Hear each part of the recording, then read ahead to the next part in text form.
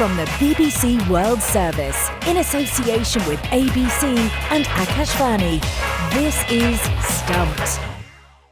Hello and welcome to Stumped, your intercontinental hit of news, features and debate from the quirky world of cricket. I'm Alison Mitchell in London, where politics is taking centre stage at the moment. We've had a big budget here this week, so plenty of talk about that. Sporting-wise, I'm playing a bit of my own, trying to get as much tennis in as I can at the moment before I'll be heading down under and keeping across all the cricket, of which there's been some big stories this week, and I'm so glad that we've got a couple of big guests coming up for you on Stumped. Hi, Jim Maxwell for the ABC from Sydney. You're shadow boxing really in Australia as we lead in towards the Border Gavaskar Trophy. Who will open the innings for Australia? Who will be playing for India? There's more Indian teams than I've ever seen. There's one playing New Zealand, one playing Australia A, and there's another one going to South Africa before they play a test match. Please explain, Chadu.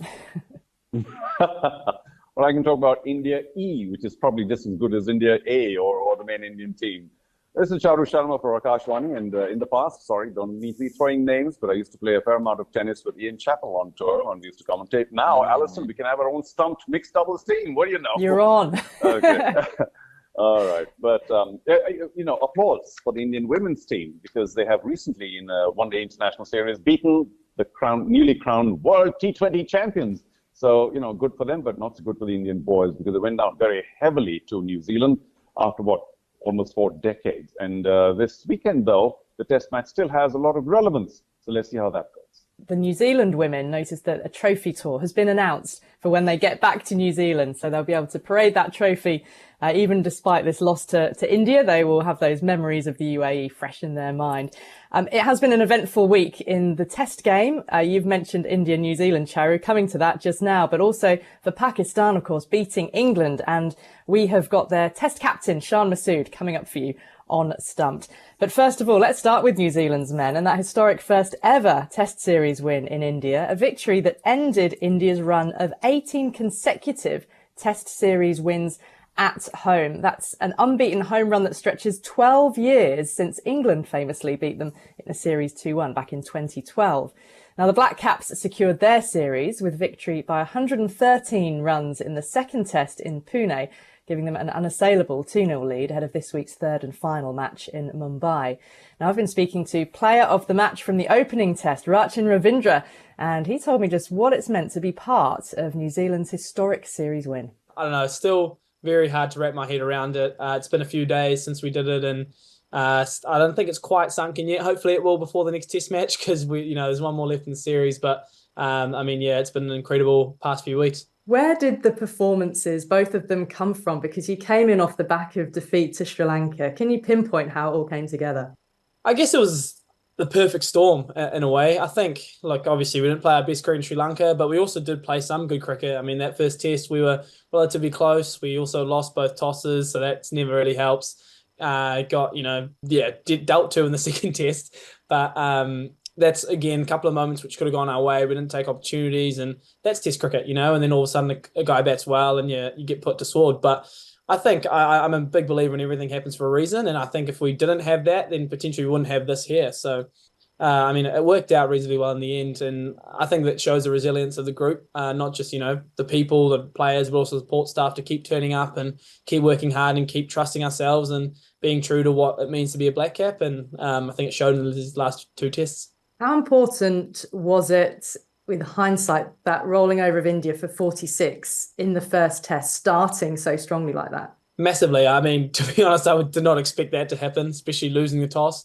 Again, another perfect storm, losing the toss, wicket under, a little bit of under the covers for a while, rain around, and the seam bowlers, our seam bowling attack is so good. And to see Will O'Rourke bowl the way he has been, and Matt Henry obviously doing his thing, and Timmy, who's done it over 15 years, was so pleasing. Again, shocking. You don't really see India, get bowled out for totals like that at home. And I think the way the boys bowled that day was, splendid.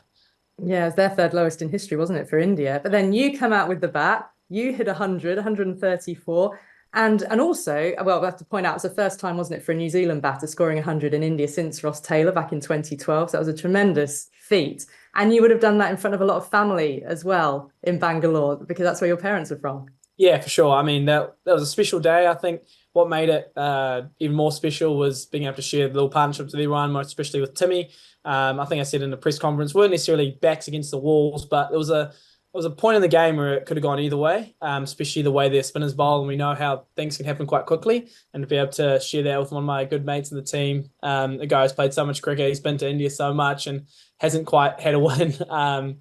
So for that to happen was brilliant. And yeah, I guess the extra icing on the cake was having a lot of family there.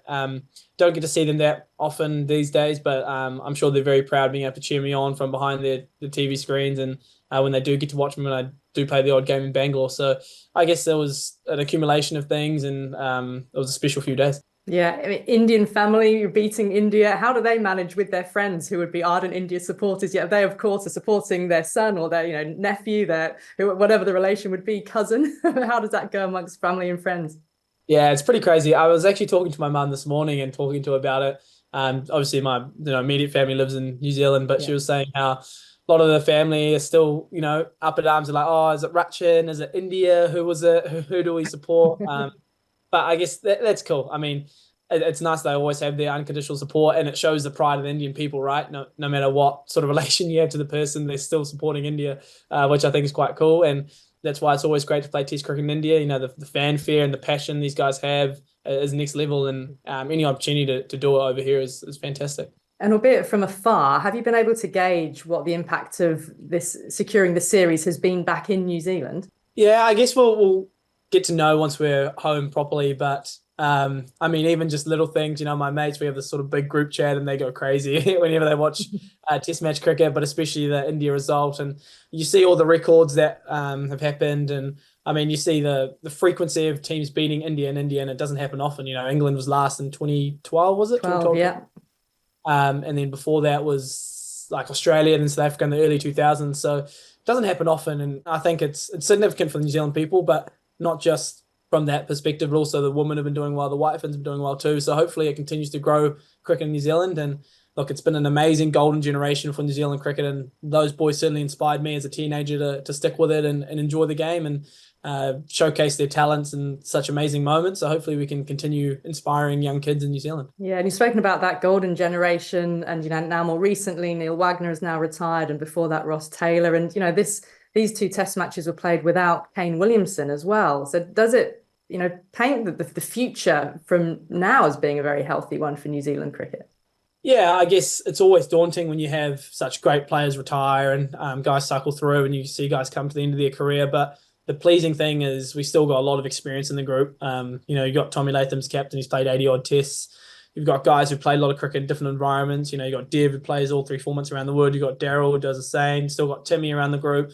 It's Satna who's done the same. So we've got a great crew of guys, and more than the skill on the field and the experience, I think it's just a good crew of people. And for me, that's the most important thing. We're all learning from each other, and we're trying to move collectively towards this goal of giving to the team and helping each other out and playing for each other. And as a Kiwi, that's all we really can do. And are you where you want to be in this test team? I mean, when you first made your debut, you were left arm spinner batting down at 8, and obviously now with the bats, you're right at the top of the order. Is this where you want to be, Rachin, the batter? Yeah, for sure, for sure.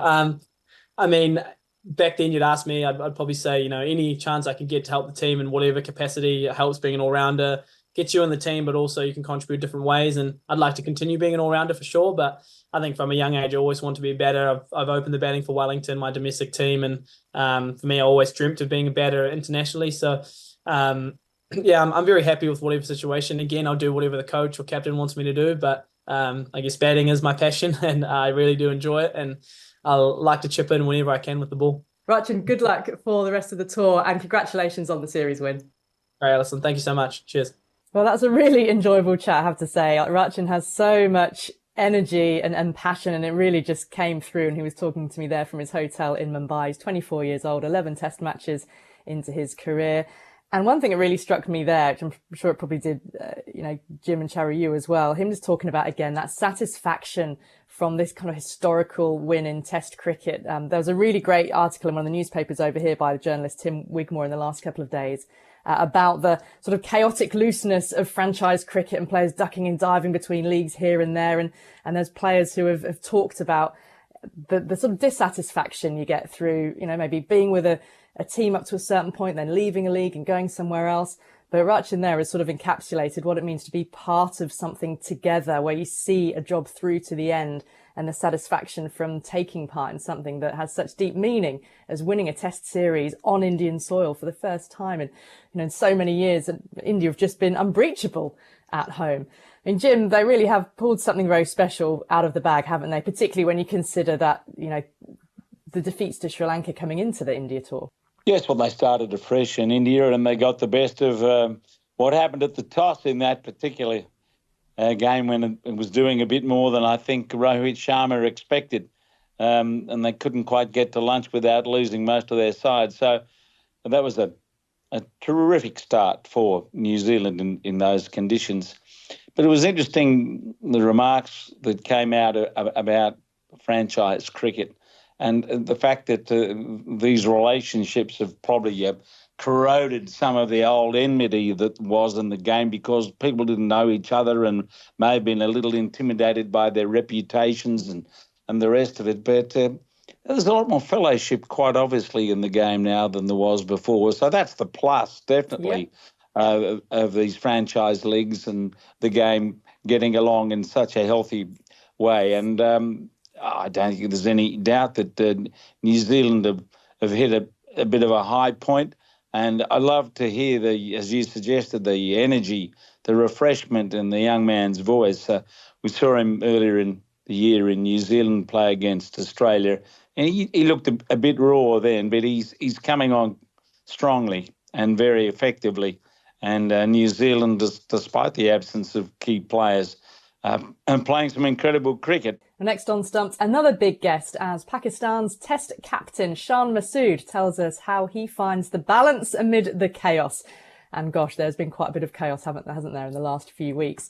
Masood had lost 6 tests in a row since being made captain, including Pakistan's first ever defeat to Bangladesh. But then after going 1-0 down against England, there was chopping and changing, the raking of the pitch, and they managed to win the next 2 to beat England and secure their first series win at home in nearly 4 years. And winning the 3-match series from 1 down was the first time a Pakistan team had done that since 1995, when they beat Zimbabwe in similar fashion. So Shan Masood joined me for an exclusive chat from his home in Karachi and just told me how pleased he is that despite everything that was going on off the field, they still found a way to beat England. It's always important to get the wins, and that's something that we have been lacking in my short tenure thus far. So it's very important getting over the line. But I think I always look at characteristics, and characteristics we were coming through adversity as a team, having to deal with a lot of things on and off the field, and still managing to give our best and sort of complementing each other and having contributions from everywhere. Yes, we've had some very big contributions from a few individuals, but I think it was the team, it was the management, the cricket board, everyone pulled through together. And beating a class side like England, I think those are the characteristics you look for in the longer run. Yeah, I listened to an interview that Jason Gillespie gave where Dizzy said for him, he felt there was calmness through chaos. Is that a phrase which resonates with you, something he uses in the dressing room? I think, yeah, that was when all of this was happening, you always have certain things. And my thing was like, what is the best possible thing that we can do, like as a group and as an individual, as a leader? And I think I posted a social media post after the series win, and the quote was, it's basically taken from a song that you found the balance in the middle of the chaos. And I think those things are very, like I said, those things are characteristics. Those things are very heartening. And at the end of the day, it's a decision-making game. It's a people's game. So yes, skills are there, but you have to come up with ways to use those skills in different circumstances. And I felt as a group, there's a lot of chaos, but like I said, everyone from the cricket board to the management, which is the coaching staff, and the players, we all came through together. So what song was that phrase taken from? Imagine Dragons. Right. I should have known that. It's a song called Zero. So yeah, it's about him talking about his journey, that he's been through the lows, and so he knows how it feels when things are low, and I think that's very important. Like, I always feel like your darkest times, your lowest times are your best teachers, and for us, for Pakistan cricket, over this last year, that has been the case. These two wins aren't as a result of just finding things together. It's about going through a period of adversity and being like, okay, we're not happy with this. We have to change this. What can we do from here? And I think that was the case. So there were a lot of changes, weren't there, after that first test match? Changes in playing personnel, the selection committee came in. What is now your role as captain? Did you have a say on selection before? Because we know now that Dizzy is match day strategist, as he calls it, strategist. What is your remit now as captain? I think you always have to, I believe, adjust to the times. And I think, like we say, the quality of good players is that they adjust to different situations, different conditions. And a quality of a good person would be, or a good professional would be, that they adjust according to how the structures are, or how the ways to work in a particular organization are. I have actually had from day one a very good relationship with the incoming selectors. I feel they've created a little bit of a cushion that can allow us to take the braver calls, support that can allow us to take the braver calls, like playing on a youth pitch. How much say did you have in that? Is there any input from you? Yeah, I think people are quick to, especially in Pakistan, I think people are quick to give success to individuals and really go into a case where one person's a hero.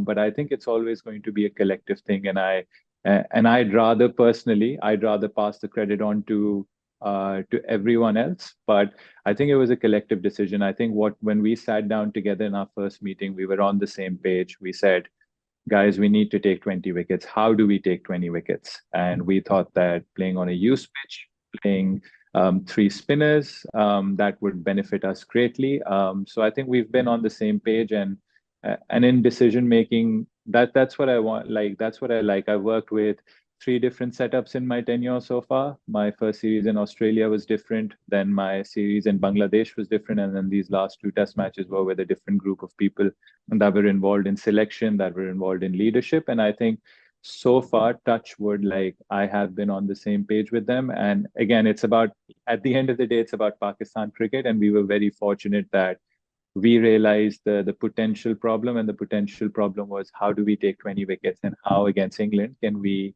make spin conditions, firstly in Multan, and then sort of replicate them in Rawalpindi. So I think it's been a great job done by a group of people, an organization that came together and that wanted Pakistan to win, and that has been the case. Some of those notable changes involved Babar Azam being left out of the squad. Do you believe he still has a future as a test cricketer? I think he's one of the best batsmen in the world. I'm nobody to deny him a future. I think he has every quality to be one of the greatest batsmen in Test cricket. He's always there and thereabouts in the rankings. Like I said, like, sometimes people need a break, and I think personally this break will do him a great deal of benefit, and he'll come back a stronger player. And there's no harm in being pulled out at times, and just having a breather. He's played a lot of cricket. He's gone through a lot of things, and he'll always be one of the main batsmen to play for Pakistan. Well, Shan, congratulations on the test win. It was uplifting for the nation of Pakistan. So congratulate you on that, and good luck going forwards. Well, Shan Masood there, Pakistan's test captain, and what a level-headed leader he is. And I have to say, whenever I have interviewed Shan, you always know that you can ask him difficult, challenging questions, and he will always try to give you an honest and quite thoughtful answer. I mean, there was more chaos since the end of that test series, wasn't there? Because Gary Kirsten has now resigned as white ball coach. So Jason Gillespie is now suddenly in charge there. But Charu, I mean, yeah, level-headed, inspiration from Imagine Dragons, the balance amid the chaos. Well, obviously, pain has made him a believer, hasn't it? But yeah, it was a wonderful interview, Alison. Lovely listening to it. I hadn't heard much from him before, but he seems very articulate, and I was very impressed, I must confess. And probably just the right man to take Pakistan out from the shadows that they've been fooling around in the past few years. And if they do get to play more test matches, he's quite the man. I hope he does well in white ball cricket as well. And I'm glad that he had a good word for Babar Azam, because I too believe that there were some strange pressures on him, which is why he didn't quite perform to his normal ability. He's certainly top 4 or so in the world. And Pakistan cricket seems to be in very good hands. I also hope that they play a lot more at home, because they've been struggling playing their home matches away. And that's no way to have cricket thrive in a country when you can't play matches in your own country. So they've had the rough end for many years. Well, that's all we've got time for on this week's Stumped. My thanks to Charu Sharma and Jim Maxwell, and to all of you for listening. Speak to you soon. Bye-bye.